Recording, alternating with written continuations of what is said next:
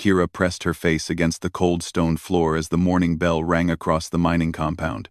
Her back ached where yesterday's wounds were still healing. The overseer's whip had found its mark again, tearing through the delicate membrane of her left wing. She could feel the dried blood cracking as she moved. Around her, dozens of other Nethisi stirred from their sleeping mats. Their wings, once magnificent displays of iridescent blue and silver, now hung in tatters. Some had given up trying to fold them properly. Others, like Kira's friend Zeph, had lost entire sections to the overseer's punishment. Another day in paradise, Zeph whispered bitterly, his voice barely audible above the shuffling of feet and rustle of damaged wings. His right wing had been completely severed 3 months ago after he tried to fly during work hours. The Dragnari overseers called it attempted escape. Kira helped him stand. Without his wing, Zeph struggled with balance. The Nethisi were meant to use their wings for stability, even when walking. It was like asking a bird to hop on one leg forever. The compound stretched for miles across the barren landscape of Nethys Prime. Gray buildings housed thousands of Nethisi workers, all serving the Dragnari Empire. The Dragnari themselves were massive reptilian beings, standing 12 feet tall with natural armor plating and claws that could shred metal. They had conquered the Nethisi homeworld 2 generations ago, reducing the once proud flying people to slaves in their own sky. Kira remembered the stories her grandmother told her before she died in the mines. Stories of when the Nethisi soared freely through crystal cities floating in the clouds, when their wings caught starlight and painted rainbows across the sky, when they were masters of the wind and rulers of the upper atmosphere. Now they dug in the dirt for rare minerals that powered Dragnari warships. The breakfast horn sounded, and the prisoners shuffled toward the feeding hall. Kira kept her eyes down as they passed the guard towers. The Dragnari guards enjoyed target practice on any Nethisi who looked up too long. Their energy weapons could burn through wing membrane like paper. "Move faster, sky rats," bellowed Commandant Vex from his platform. The massive Dragnari wore ceremonial armor, decorated with Nethisi wing bones. It was a popular fashion among their people.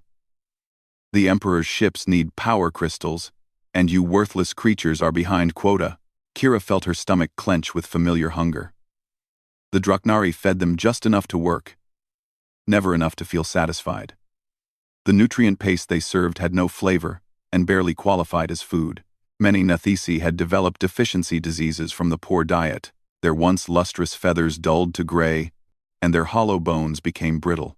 As they entered the feeding hall, a commotion near the main gates caught everyone's attention.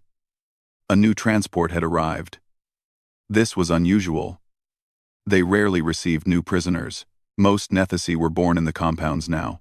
The transport doors hissed open, and Dragnari guards emerged first. Then came something Kira had never seen before.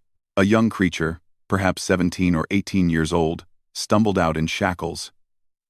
It was small compared to the Dragnari, maybe 6 feet tall, with strange pale skin and no scales or natural armor. Its limbs were oddly proportioned, and it had no tail. Most shocking of all, it had no wings. "What is that thing?" whispered an older Nethisi named Parn.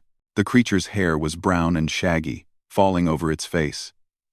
It wore torn clothing that Kira didn't recognize, some kind of blue material and a white upper garment. As it looked around the compound, its eyes were a startling green color, unlike anything Kira had ever seen.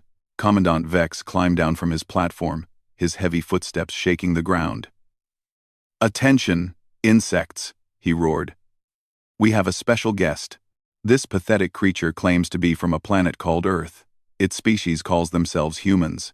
The human kept its head up despite the chains. Kira admired its defiance. Most new prisoners learned to look down quickly. "Apparently," Vex continued with amusement, "this thing's people think they can challenge the Dragnari Empire. They destroyed one of our scout ships and captured this whelp." He gestured dismissively at the human.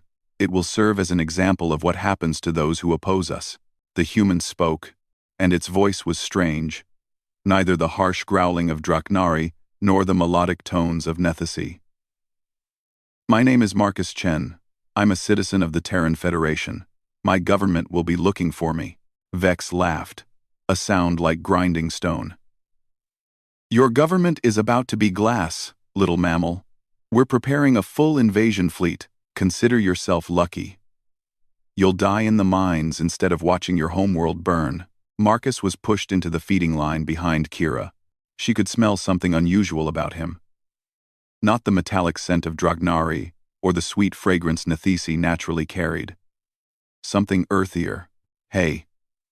Marcus whispered to her in surprisingly good galactic standard. Are you okay? Your wing looks badly injured. Kira was shocked. No one had asked about her well-being in years. The Dragnari certainly didn't care. And her fellow Nethisi were too beaten down to spare energy for sympathy. Don't talk to the new meat, Zeph warned quietly. It'll only bring trouble. But Kira found herself answering. It will heal. It always does. Marcus studied her wing with those strange green eyes. That's a partial thickness tear through the membrane. Where I come from, we'd clean that properly and use microsutures to prevent scarring. Left untreated, you'll lose mobility over time. Where you come from, do your people fly? Kira asked despite herself. No, we don't have wings, but we've learned to heal creatures that do. On Earth, we share our world with many flying species. We've developed techniques to repair damaged wing membranes in bats, birds, and insects. Kira stared at him. The concept was foreign to her. The Dragnari were the only other intelligent species she knew, and they took pleasure in destroying Nethisi wings. The idea of someone wanting to heal them was almost incomprehensible. They reached the food dispensers. The Dragnari server, a vicious female named Scar, looked down at Marcus with disgust. What does this thing eat? She asked Commandant Vex. Same as the rest of the vermin, Vex replied. If it dies, it dies. Marcus received a portion of the gray paste. He sniffed it cautiously, then took a small bite. His face scrunched up in distaste, but he continued eating. Protein synthesis is all wrong, he muttered. This is barely nutritionally complete for your species, and completely inadequate for mine. What did you say? Scar demanded, her claws extending. Nothing, ma'am, Marcus replied quickly, adopting a submissive posture. They found seats at one of the long metal tables. Kira watched Marcus eat, fascinated by his differences. His teeth were flat in front and sharp in back, unlike the uniform-crushing teeth of Nethisi or the ripping fangs of Dragnari. Your people eat different foods, she observed. We're omnivores, Marcus explained quietly. We can eat both plants and meat. Our nutritional needs are complex. He paused. What about your people? Before this, Kira looked around to make sure no guards were listening. We ate nectar from cloud flowers, insects that lived in the high atmosphere, seeds from floating trees. Everything we needed was in the sky. And now? Now we eat paste made from underground fungus and recycled protein. Many of us are sick from malnutrition. Marcus frowned, studying the other Nethisi at nearby tables. Kira saw him taking note of their dull feathers, the way their wings hung listlessly, the hunched postures of the defeated. How long has this been going on? He asked. 47 years since the conquest, Zeph answered. My grandfather remembered the before times. The rest of us were born here. 47 years, Marcus repeated softly. That's almost 3 human generations. The work bell rang, and everyone began standing. The morning meal was over. New creature, Commandant Vex shouted. You'll work Sector 7 with the other weaklings. Try to keep up or we'll use you for target practice. Sector 7 was where they sent Nethisi who could no longer fly efficiently. It required crawling through narrow tunnels to reach crystal veins deep underground. The work was brutal, and many workers didn't survive long. As they filed out toward the mine entrances, Marcus walked beside Kira. How do they keep you from flying away? He asked. The wing clipping ceremony, she replied. Every morning, they randomly select workers and damage their wings just enough to prevent sustained flight. It heals eventually, but by then they clip someone else. No one can ever accumulate enough healing time to escape. Marcus looked horrified. That's systematically preventing natural abilities. It's like cutting human leg tendons so we couldn't run. You can run? Zeph asked with wonder. Very fast, Marcus confirmed. Humans are actually exceptional runners. We evolved to chase prey across vast distances. We don't look like much, but we have incredible endurance. Kira tried to imagine covering great distances without flying. It seemed impossible. They reached the mine entrance for Sector 7. The tunnel sloped sharply downward into darkness. Emergency lighting cast eerie shadows on the walls. Stay close to me, Kira told Marcus. The tunnels can be confusing, and there are gas pockets that can kill you if you breathe them. Marcus nodded and followed her into the depths. The other workers in their group included Parn, whose wings had been completely destroyed years ago, and several young Nethisi, who had never learned to fly properly. The tunnel system was a maze of natural caverns and artificial passages. The Draknari used sonic charges to blast new routes toward crystal deposits. The constant explosions had weakened much of the structure, and cave-ins were common. After 30 minutes of crawling through increasingly narrow passages, they reached the work site. Crystal formations grew from the walls and ceiling like blue-green icicles. Each crystal had to be carefully extracted without damaging the power matrix inside. The work is precise, Kira explained to Marcus as she demonstrated the proper technique with a sonic chisel. Too much vibration, and the crystal becomes useless. Too little, and you'll never free it from the rock. Marcus watched her work for several minutes, then asked, "May I try?" Kira handed him the tool.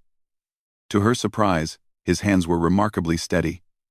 Human fingers, she noticed, had incredible dexterity. Marcus extracted his first crystal cleanly on the first attempt. Excellent motor control, Parn observed. Most new workers take days to learn that technique.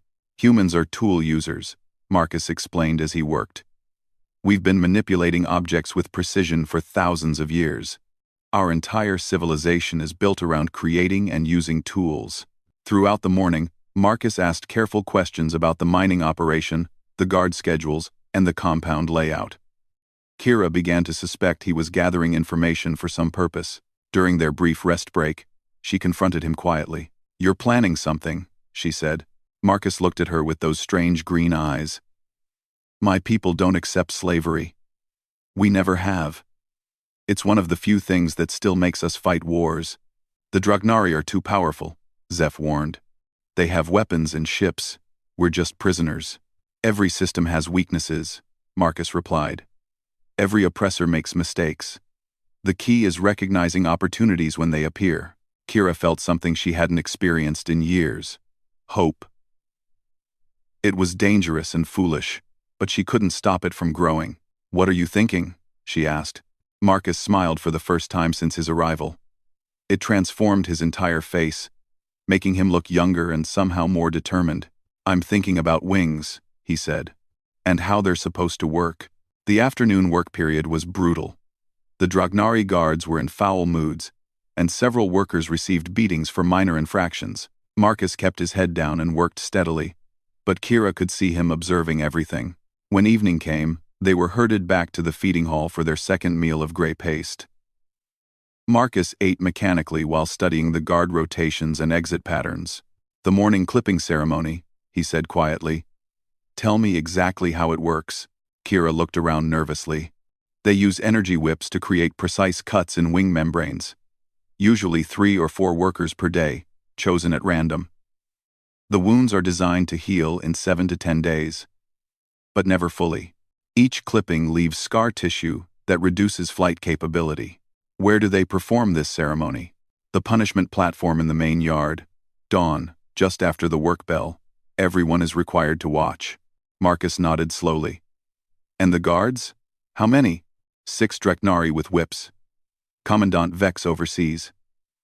2 snipers in the towers. Always the same routine? "Yes.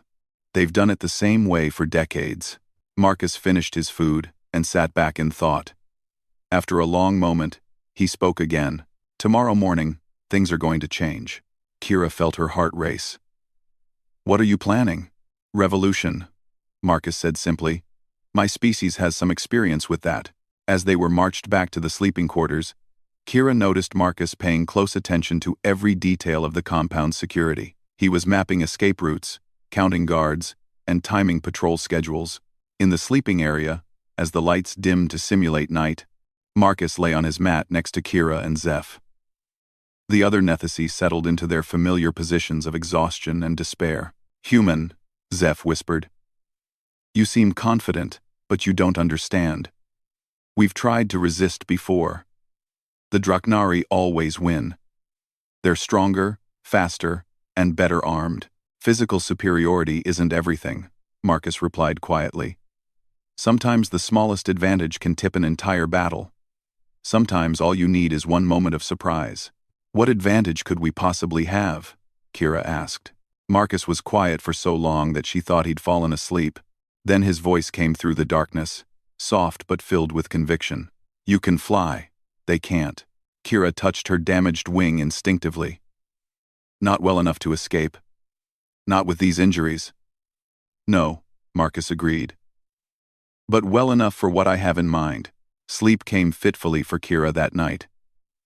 She dreamed of soaring through open sky, her wings whole and strong, carrying her toward distant stars. When she woke, she realized it was the first hopeful dream she'd had in years. The morning bell rang with its usual harsh clang. Around the sleeping quarters, hundreds of Nethisi stirred from their mats with weary resignation. Another day of backbreaking labor awaited them, but as Kira sat up and looked over at Marcus, she saw he was already awake. His green eyes held an intensity that made her pulse quicken. Today would be different. Today, the human would show them what revolution looked like. Marcus stood slowly, stretching his arms in what looked like a casual morning routine. But Kira noticed he was actually testing the flexibility of his joints and checking his range of motion. Everything about this human was calculated. "Remember," he whispered as they prepared for the morning assembly. "When I give the signal, spread the word as fast as possible. Tell everyone to be ready to use their wings. Even the damaged ones." "What signal?" Zeph asked nervously.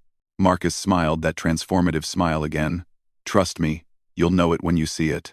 They filed out to the main courtyard with the rest of the prisoners. The morning air was cold and thin, making everyone's breath visible. The punishment platform stood in the center of the yard like an altar of suffering, surrounded by guard towers and weapon emplacements. Commandant Vex took his position on the elevated platform, his armor gleaming in the pale dawn light. The bone decorations rattled as he moved, a symphony of Nethisi suffering made manifest. "Another beautiful morning in paradise," Vex announced with cruel humor. "Time to select today's volunteers for wing maintenance." The random selection process was designed to maximize psychological torture. Vex would walk through the assembled prisoners, sometimes stopping to examine wings, sometimes passing by completely. No one knew when they might be chosen. Marcus had positioned himself near the front of the assembly, close to the punishment platform. Kira tried to stay near him, but a Draknari guard shoved her back into the crowd. "Today's first volunteer," Vex announced, stopping in front of a young Nethisi named Lyra. She was barely 18, with beautiful silver wings that still showed hints of their original luster. "Step forward, pretty bird." Lyra trembled as she walked to the platform. Two guards grabbed her arms and forced her to extend her wings. The energy whip hummed to life, its crackling tip designed to slice through membrane with surgical precision. Kira closed her eyes, unable to watch another senseless mutilation. She heard the whip crack and Lyra's scream of pain. "Excellent form," Vex commented. "Next, volunteer." He moved through the crowd again, savoring the fear he generated. Prisoners pressed themselves low, hoping to avoid notice. Kira felt the familiar nausea that came with these ceremonies. Vex stopped in front of Marcus. "What about our new pet?" he mused. "No wings to clip, but perhaps we should establish dominance anyway." Marcus looked up at the massive Draknari commander with no trace of fear. "I volunteer to take someone else's place." Confused murmurs rippled through the crowd. Vex's reptilian features twisted into a grin that showed rows of sharp teeth. "Touching," he said. "But you have nothing we want to damage, human. Unless..." His eyes lit up with sadistic inspiration. "We could always remove some fingers. Your people seem attached to their tool-using abilities." "Actually," Marcus said calmly, I was thinking of something else. Without warning, Marcus lunged forward and grabbed the energy whip from Vex's belt. The movement was so fast and unexpected that the guards didn't react immediately. Marcus spun the weapon and activated it with practiced ease. Impossible, Vex snarled. That weapon requires Draknari neural interfacing. Marcus held up his other hand, revealing a small device attached to his palm. Human technology. We're very good at adapting alien systems to work for us. The courtyard erupted into chaos. Guards raised their weapons. But Marcus was already moving. He cracked the whip with incredible precision, striking the power coupling on the nearest guard tower. Sparks showered down as the tower's weapons went offline. Now, Marcus shouted. Everyone with functional wings, fly! For a moment, nobody moved. Decades of conditioning held them frozen in place. Then Parn, the old Nethisi with destroyed wings, began to shout. You heard him. Those who can fly, get airborne. This is our chance. The spell broke. Prisoners with partially functional wings began launching themselves skyward. Their flight was clumsy and painful, limited by years of damage and malnutrition, but they could still achieve short-distance gliding. The Draknari guards opened fire with their energy weapons, but they were trained to shoot ground targets. Aerial combat was foreign to their experience. Several Nethisi were hit, but many more escaped the initial volleys. Marcus continued his assault on the guard towers, systematically disabling their weapon systems with the stolen whip. His movements were fluid and efficient, like he'd trained for this exact scenario. How is he doing that? Kira gasped as she watched him dance between energy blasts. Combat training, Zeph replied with growing excitement. Look at how he moves. That's not luck. That's professional soldier skill. Commandant Vex had recovered from his initial shock and was advancing on Marcus with his claws extended. The massive Draknari was 12 feet of natural weapons and armor, while Marcus was a relatively small mammal with no natural defenses. It should have been a slaughter. Marcus waited until the last possible second, then dropped to his knees and slid between Vex's legs. As he passed underneath, he slashed upward with the energy whip, cutting through the joint seals in Vex's armor. Vex roared in pain and stumbled, his left leg suddenly unable to support his weight properly. Marcus rolled to his feet behind the commander and struck again, this time targeting the neural interface ports at the base of Vex's skull.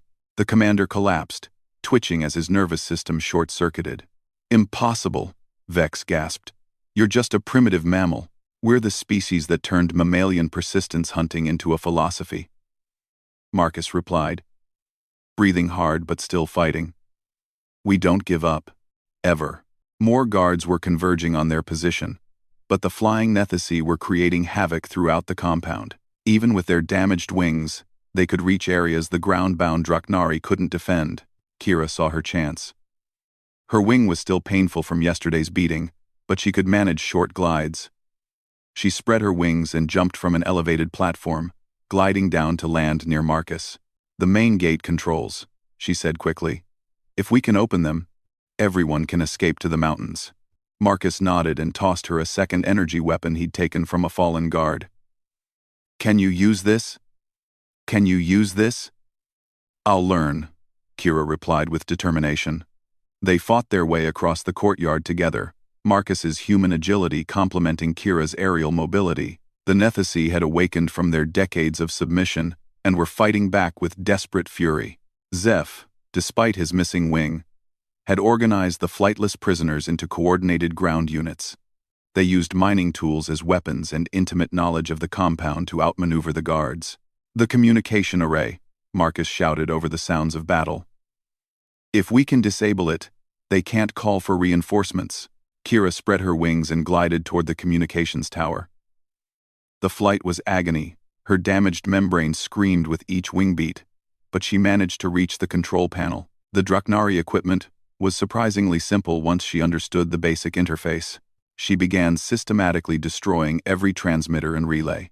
On the ground, Marcus had reached the main gate controls. The mechanism was designed to be operated only by Draknari, but he produced another human device from his clothing. A universal interface adapter. How much Earth technology did you smuggle in here? Kira asked as she glided back down. Enough, Marcus replied, working frantically with the alien control systems. My mission briefing was very thorough. Mission briefing? The gates began to open with a grinding mechanical sound. Beyond them lay the mountain wilderness, where escaped Nethisi might find shelter.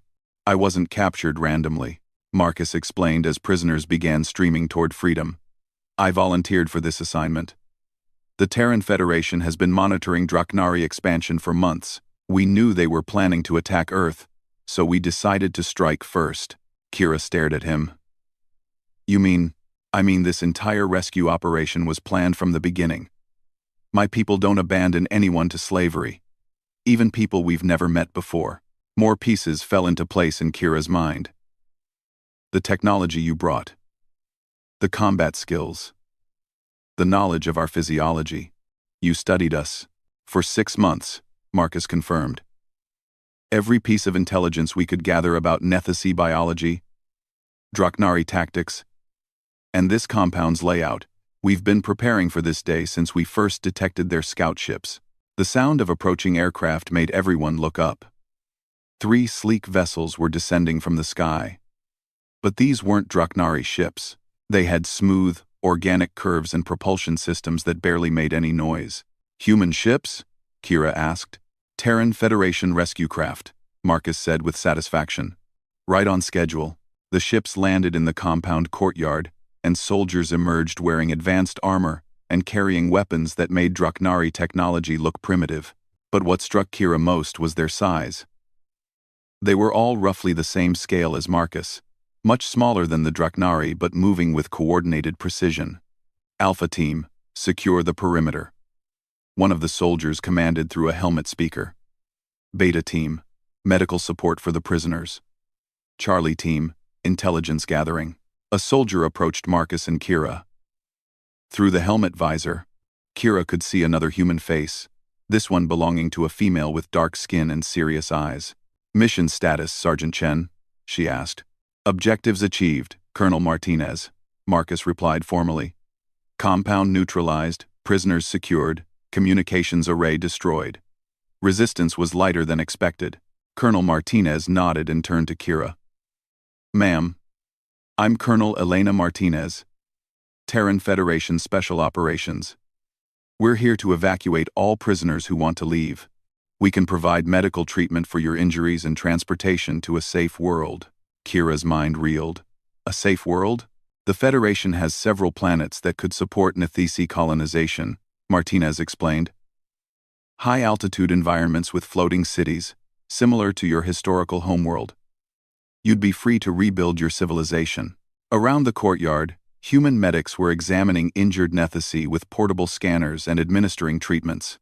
Kira watched in amazement as one medic carefully cleaned and sealed the membrane tears in Lyra's wings with some kind of biocompatible adhesive. They're actually healing us, Zeph said with wonder. He was receiving treatment for his severed wing. The human medic was explaining something about nerve regeneration therapy. That's what we do, Marcus said simply. Humans are fixers. We see something broken. We want to make it better. But the peaceful moment was interrupted by the roar of massive engines overhead. Kira looked up to see a Draknari battlecruiser descending through the clouds. The ship was enormous, easily the size of a small city. Reinforcements, Colonel Martinez said grimly. They must have gotten a signal out before we destroyed the communications. The battlecruiser opened fire on the compound with devastating energy beams. The ground shook as buildings vaporized. The human ship's shields flared as they deflected the attacks. But they were vastly outgunned. Evacuation protocol, Martinez ordered. All rescued prisoners aboard the transport ships immediately, but Marcus was studying the battlecruiser with a calculating expression. Colonel, what's our status on the orbital strike package? Martinez checked a device on her wrist. Standing by in the outer system. But we'd need target designation from the surface. By Len. 17-179-17-6. Our readable rubble. Our readable rubble. Our readable rubble. 17-6. I can get you target designation, Marcus said. He turned to Kira. How well can you fly with that injured wing? Not far, but I can manage short flights. Why? Marcus handed her a small device. This is a targeting beacon. I need you to get as close to that battlecruiser as possible and attach this to their hull.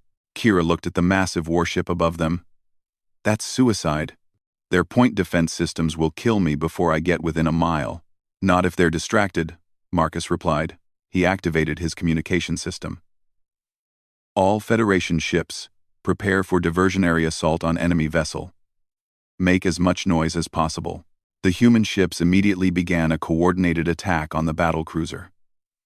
Their weapons were smaller but incredibly precise, targeting specific systems with surgical strikes. The Draknari ship's attention focused on the apparent threat from below. Now, Marcus said, fly as high as you can, then glide down from above. Their sensors will be focused on our ships. Kira looked at the targeting device, then at Marcus's determined face. Why are you asking me? You could use your own technology to deliver this. Because you're a flyer, and I'm not. Marcus said simply. Every species has their strengths. This is yours. Despite her terror, Kira felt a surge of pride. For the first time in decades, someone was asking her to use her natural abilities instead of suffering for them. She spread her damaged wings and launched herself skyward. The flight was excruciating. Her injured membrane felt like it was tearing with every wing beat. But she climbed higher than she'd flown in years. The battlecruiser loomed above her like a metal mountain. Its hull was scarred with weapon ports and armor plating. Kira could see Draknari crew members moving around behind transparent sections. She folded her wings and dove. The wind screamed past her as she plummeted toward the ship's hull. Her damaged wing made it difficult to control her descent, but she managed to adjust her trajectory toward what looked like a sensor array. At the last second, she spread her wings to slow her approach and slammed into the ship's hull. The magnetic clamps on the targeting device activated automatically, securing it to the metal surface. Kira pushed off from the battlecruiser and glided back toward the compound, her wings screaming with pain. Behind her, she could see Draknari crew members moving to investigate the impact site. They found the device just as it activated. A brilliant flash lit up the sky as the orbital strike package found its target. The battlecruiser's shields flared and failed under the precise kinetic bombardment from above. Secondary explosions rippled across the hull as critical systems overloaded. The massive ship began to list to one side, its engines failing. It crashed into the mountain range beyond the compound, with a thunderous impact that shook the ground for miles.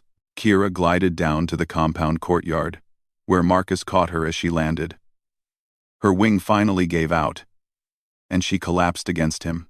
Outstanding work, he said with genuine admiration. That was precision flying under impossible conditions. Colonel Martinez approached them, her helmet removed to reveal a face filled with respect. Both of you exceeded mission parameters. The Draknari stronghold is neutralized, and their reinforcement capability in this sector is eliminated. Around them, the last of the Nethasi prisoners were boarding the human evacuation ships. Many were injured. All were malnourished. But for the first time in decades, they were free. What happens now?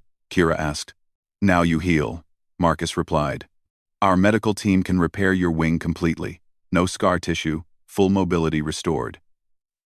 And then you help your people rebuild. What about the Draknari? Will they come back? Colonel Martinez smiled grimly. The Draknari Empire is about to discover that enslaving sapient species brings them into conflict with the Terran Federation, and we take a very dim view of slavery. As the rescue ships prepared to depart, Marcus walked with Kira toward the transport bay. Through the transparent aluminum viewports, she could see the mountain wilderness where she'd dreamed of flying free. Why? She asked him. Why did your people risk so much for strangers? Marcus considered the question seriously. Because slavery is a choice, he said finally. Every society decides whether to enslave others or to free them. The choice you make defines who you are as a species. He looked at her with those remarkable green eyes. Humans chose freedom, and we'll fight to defend that choice wherever we find it threatened. The ship's engines hummed to life, lifting them away from the mining compound that had been a prison for so many years. As they climbed into the sky, Kira pressed her face to the viewport and watched the compound shrink below them. Her wings were still damaged, but for the first time since childhood, she felt like she could truly fly. 6 months later, Kira stood on the observation deck of New Ether, the first floating city built by Free Nethesi in nearly 50 years. The artificial gravity was perfectly calibrated, and the atmospheric processors maintained the ideal mixture of gases that her people needed to thrive at high altitude. Below her stretched the cloud forests of Sanctuary Prime, a world the Terran Federation had helped her people terraform. The trees grew impossibly tall, their branches supporting entire ecosystems in the sky. Floating islands of crystallized atmosphere drifted between the canopy layers, just like the ancient homes her grandmother had described, but it was the sight of her people that filled Kira with the deepest satisfaction. Hundreds of Netheses soared freely through the sky, their wings fully healed and strong. The human medical technology had worked miracles, not just repairing damaged membranes, but restoring the underlying muscle structure and nerve pathways that had been damaged by years of malnutrition. Zeph glided up to land beside her on the platform, his artificially regrown wing beating strongly. The human doctors had called it tissue engineering, growing an entirely new wing from his own genetic material. It was a deep blue color, slightly different from his original silver, but it worked perfectly. The latest refugee transport just arrived from the Kepler sector, he reported. 3,000 more survivors from the prison colonies. Dr. Harrison says they'll all need at least 2 months of medical treatment before their wings are flight ready. Dr. Sarah Harrison was the head of the human medical mission on Sanctuary Prime. She'd volunteered to stay behind when the main Federation fleet moved on to liberate other Draknari slave worlds. Her team had performed over 15,000 wing reconstruction surgeries in the past 6 months. How many colonies is that total? Kira asked. 47 liberated so far, Zeph replied. The Federation is moving faster than anyone expected. Every time they free a Draknari prison world, they learn the location of 3 more. Through the transparent aluminum windows, Kira could see the human liaison office where Marcus worked. He'd requested extended assignment to help coordinate the Nethesi rehabilitation program. Most of his original team had moved on to other liberation missions, but he'd stayed to see the project through. He's different from the others, Kira observed, watching Marcus through the window as he worked with a group of Nethesi engineers. The other humans seem driven by duty. Marcus seems driven by something else. Personal investment, Zeph suggested. He bonded with us during the rescue. Humans form strong emotional attachments to individuals they've helped. Kira nodded, though she suspected it was more complex than that. Marcus had a quality she'd noticed in the most effective human personnel: an ability to see potential in broken things and refuse to give up until that potential was realized. A soft chime announced an incoming message on the city's communication system. The voice that followed belonged to Colonel Martinez, transmitted from somewhere in the Perseus Arm where the Federation was currently engaging Draknari forces. Citizens of New Aether, the message began. I bring greetings from the Federation Third Fleet and news of our ongoing operations. Yesterday, we successfully liberated the Draknari stronghold at Xerion Prime, freeing over 2 million enslaved beings from 14 different species. Cheers erupted throughout the observation deck as other Nethesi gathered to listen. More importantly for your people, Martinez continued, our xenoarchaeology team has recovered significant artifacts from the original Nethesi homeworld. We've found intact Crystal City fragments, atmospheric cultivation matrices, and most significantly, the genetic archives of your ancestral cloud forests. Kira felt her heart race. The genetic archives would contain the blueprints for recreating the original Nethesi ecosystem, the floating trees, the nectar flowers, the high-altitude insects that had been the foundation of their civilization. These archives are being transmitted to your science teams now, Martinez said. With human terraforming assistance, you should be able to begin reconstructing authentic Nethesi environments within the year. The message ended, but the excitement on the observation deck continued. Kira saw elderly Nethesi weeping with joy. Some of them still remembered the taste of cloud nectar and the feeling of sleeping in floating tree houses. Marcus's voice came over the local intercom. Kira, could you meet me in Lab 7? We've got something to show you. She spread her wings and glided down through the city's transport tubes, marveling again at the freedom of movement. The human architects had designed new ether specifically for a flying species, with vertical orientation and multiple flight paths through every structure. Lab 7 was one of the advanced research facilities where human and Nethisi scientists worked together on restoration projects. When Kira arrived, she found Marcus standing beside a large transparent chamber filled with what looked like shimmering blue mist. Atmospheric nectar, he announced with obvious pride. We synthesized it from the genetic archives Martinez mentioned. It's not quite identical to the original. We had to adapt it for the local atmospheric composition. But the nutritional profile is perfect for Nethisi physiology. Dr. Lien, a young Nethisi scientist who'd become one of Marcus's closest collaborators, offered Kira a small vial of the substance. Try it, she encouraged. It's the first batch, but the flavor analysis suggests it should be very close to what our ancestors consumed. Kira accepted the vial with trembling hands. She'd never tasted authentic Nethisi food, only the gray paste from the prison compounds and the nutritionally complete but flavorless supplements the humans had provided during recovery. The nectar was sweet and complex, with layers of flavor that seemed to change as she swallowed. More importantly, she could feel her body responding to it in ways that processed food never achieved.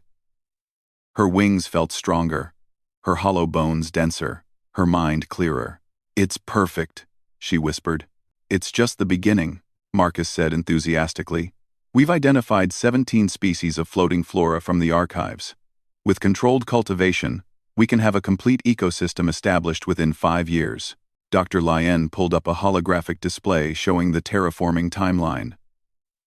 The atmospheric processors can create stable floating islands at different altitude levels. We'll start with the foundational species, the anchor trees that support everything else, then gradually introduce the secondary flora and fauna. Kira studied the projection with growing excitement. It showed new ether surrounded by vast floating gardens, with Nethisi cities nestled among the clouds like jewels in cotton.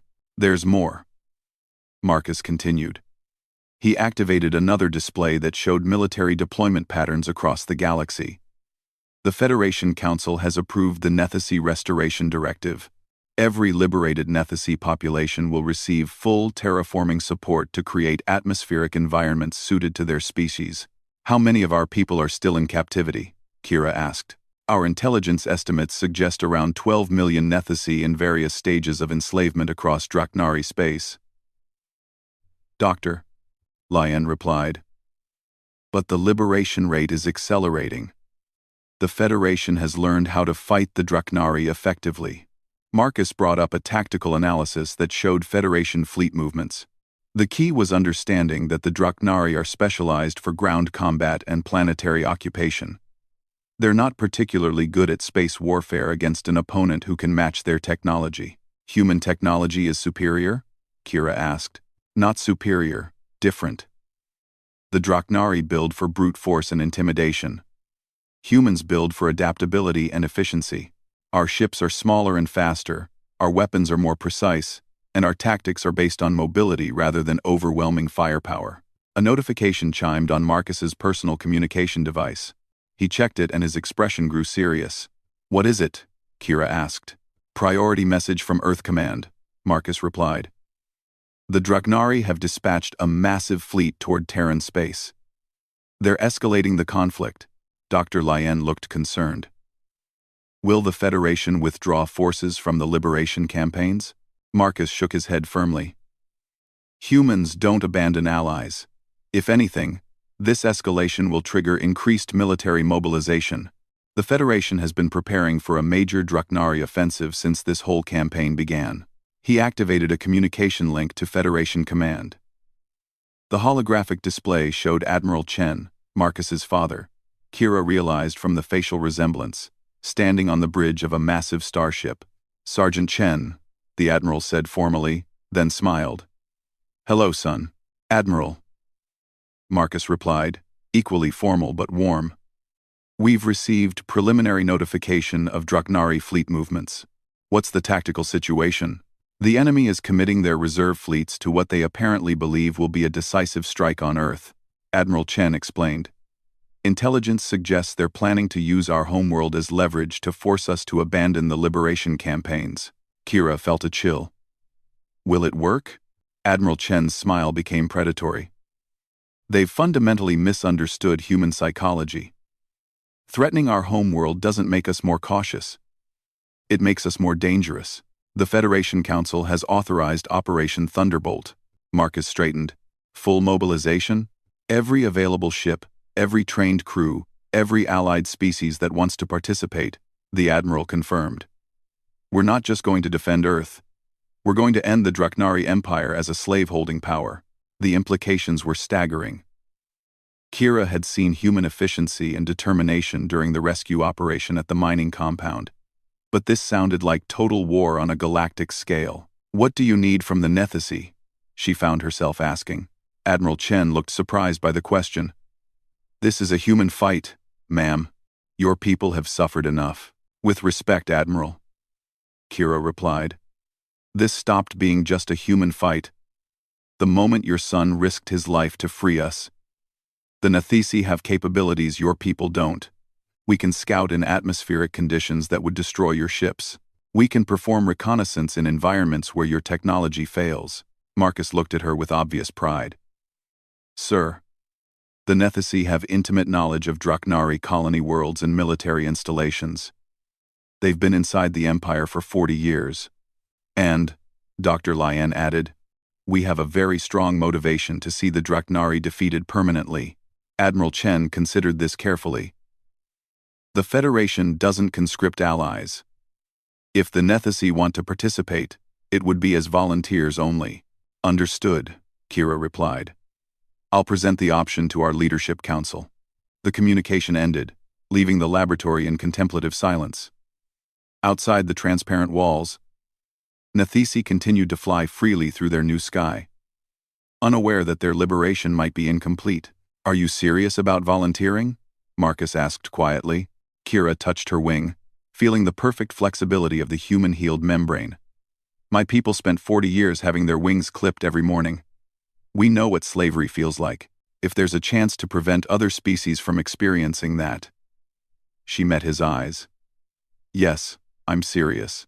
Over the following weeks, word spread through New Ether about the Federation's call for volunteers. The response was overwhelming.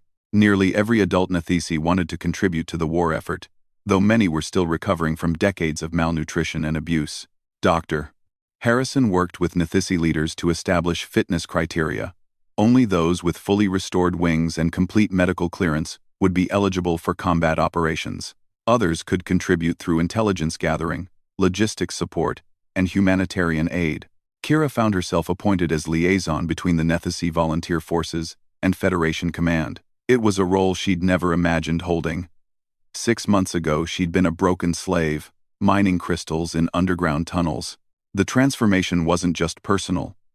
Across Sanctuary Prime, Nethisi society was rebuilding itself with remarkable speed. The artificial floating islands were already sprouting the first generation of engineered cloud trees.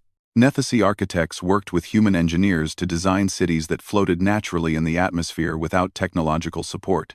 Most importantly, children were being born free. Kira often visited the nursery levels of New Ether, where the youngest Nethisi were learning to fly in open sky. Their wings were perfect. No scars, no limitations, no fear of daily mutilation. They would grow up thinking freedom was natural. But even as their civilization flourished, the war news grew increasingly serious.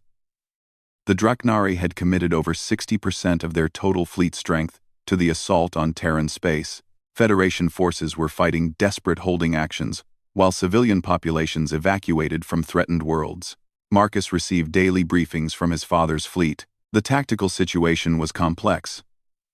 The Federation could probably defend Earth successfully, but doing so would require withdrawing forces from the liberation campaigns. Millions of enslaved beings would remain in captivity while the two powers fought for supremacy. There has to be another way, Kira said during one of their evening planning sessions. They were working in Marcus's quarters, reviewing intelligence reports and tactical assessments. The Dragnari are committed to total victory, Marcus replied wearily. They've convinced themselves that breaking human will is the key to maintaining their empire. They can't conceive of a species that gets more determined when threatened. Kira studied the stellar map showing Dragnari fleet positions. Something about the deployment pattern bothered her, but she couldn't identify what. Marcus, she said slowly. Where is the Dragnari homeworld? He highlighted a star system deep in enemy territory. Draknar Prime. Heavily fortified. Protected by their reserve fleets. He paused. Except their reserve fleets are currently attacking Earth. The realization hit them both simultaneously. They've left their homeworld virtually undefended. Kira breathed.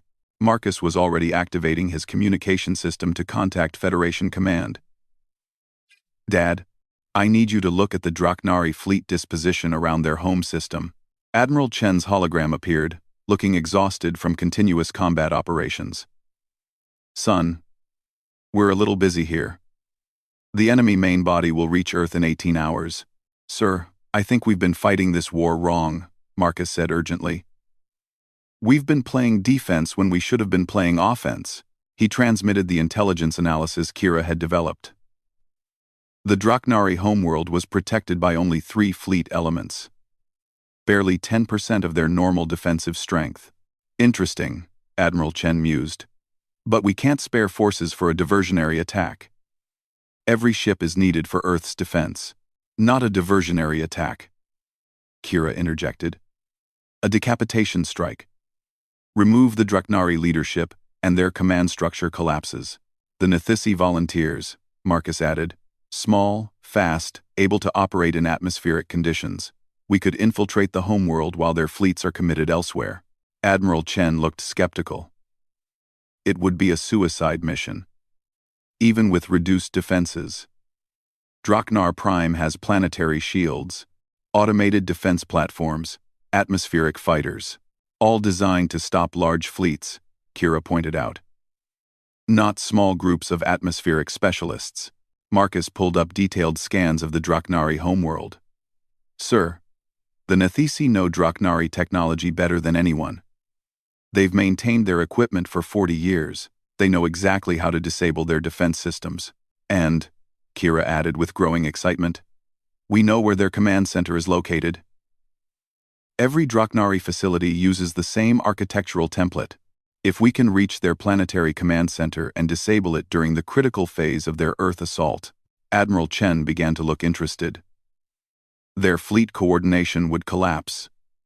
Without central command, each ship would operate independently, making them vulnerable to coordinated Federation counterattack, Marcus concluded. The Admiral was quiet for a long moment, weighing the risks. How many volunteers would you need? Kira had been preparing for this question. 50 Nathisi for the infiltration team, small enough to avoid detection, large enough to handle multiple objectives simultaneously. Timeline? Marcus checked the tactical projections. The Dragnari fleet will reach Earth in 16 hours. We'd need to begin the infiltration 14 hours from now to coordinate with their final assault phase. That's barely enough time to organize and deploy, Admiral Chen protested. Sir, Kira said with quiet determination. My people have been preparing for this moment for 40 years. We just didn't know it until now. Admiral Chen looked at his son, then at Kira. Sergeant Chen, you're officially transferred to Special Operations Command. Coordinate with the Nathisi volunteer forces and prepare for immediate deployment. If this works, you'll save Earth and end the war simultaneously. And if it doesn't work? Marcus asked. His father's expression was grim but resolute. Then we'll die fighting. Which is what humans do. As the communication ended, Kira felt the familiar sensation of wings spreading for flight. But this time, it wasn't the painful, limited movement of damaged membranes. This was the full, confident extension of perfectly healed wings. Tomorrow, she would fly into the heart of the Dragnari Empire. Tomorrow, her people would use the very abilities the Dragnari had tried to destroy to bring down their entire civilization. Tomorrow, the wings that had been ruined morning after morning would finally soar free. The revolution Marcus had started in a prison compound 6 months ago was about to reach its conclusion in the skies above the enemy homeworld, and this time, the oppressors would learn what it meant to face a species that refused to be broken. As Kira looked out at the floating cities where her people now lived free, she smiled. The Terran youth had indeed ruined the Dragnari reign. Not through force alone, but by reminding an entire species what freedom felt like. Now it was time to share that gift with the rest of the galaxy.